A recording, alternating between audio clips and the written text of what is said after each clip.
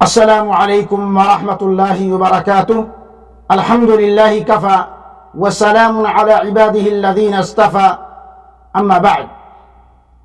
مشاہدین کرام و ناظرین اعظام، آج کی اس نشست میں میری گفتگو کا موضوع ہے قرآن کی عظمت اور اس کی حفاظت پر بدوی رضوی کی خباثت۔ میرے بھائیو، قرآن کریم اللہ تعالیٰ کا وہ عظیم الشان کلام ہے جو انسانوں کی ہدایت کے لیے خالق کائنات نے اپنے آخری رسول جناب محمد الرسول اللہ صلی اللہ علیہ وسلم پر نازل فرمایا۔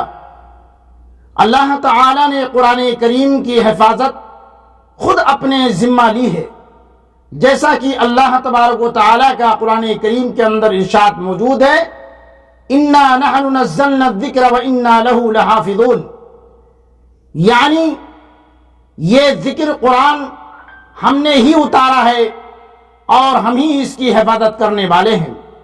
قرآن کریم آخری آسمانی کتاب ہے جو قیامت تک کے لیے نافذ العمل رہے گی، برخلاف پہلی آسمانی کتابوں کے کہ وہ خاص قوموں اور خاص زمانوں کے لیے تھیں، اسی لیے اللہ تعالیٰ نے ان کو قیامت تک محفوظ رکھنے کی کوئی ضمانت نہیں دی تھی۔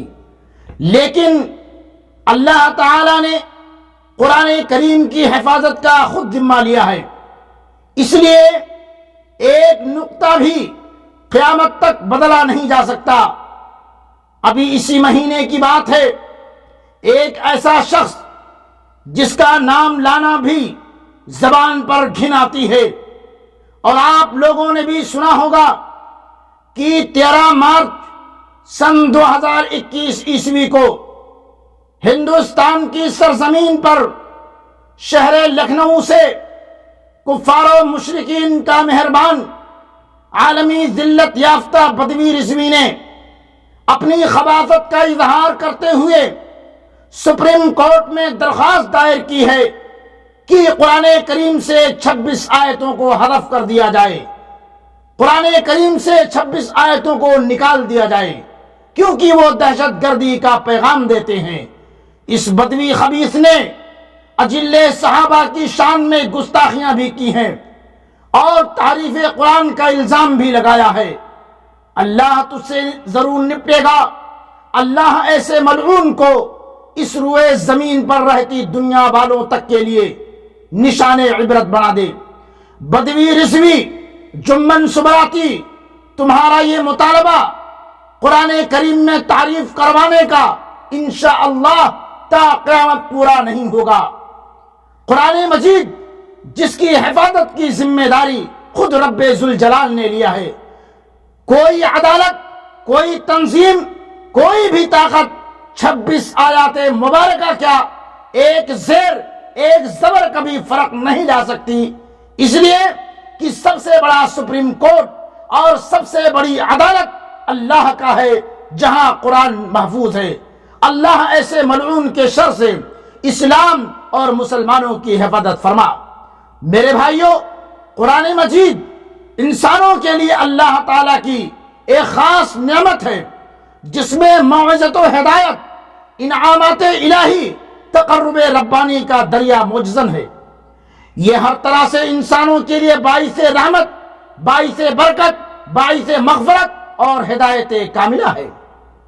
اللہ تعالیٰ کی خوشنودی و رضامندی، برائیوں سے بچاؤ، اچھائیوں کی راہ، آلام و مصائب سے چھٹکارا، دکھ و تکلیف، رنج و غم سے بچاؤ کا طریقہ، امن و سکینت کا سبب اور رشد و ہدایت اور انسانی فلاح و بہبود کا منبع و سر چشمہ ہے۔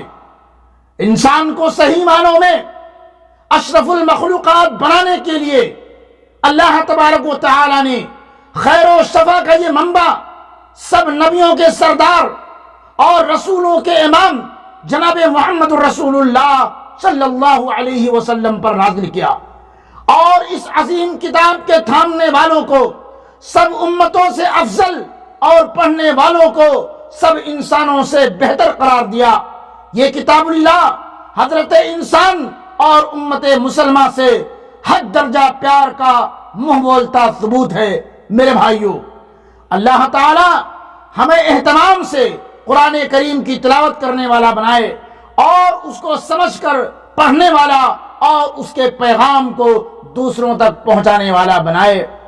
آمین یا رب العالمین۔ وآخر دعوانا ان الحمد للہ رب العالمین، والسلام علیکم ورحمۃ اللہ وبرکاتہ۔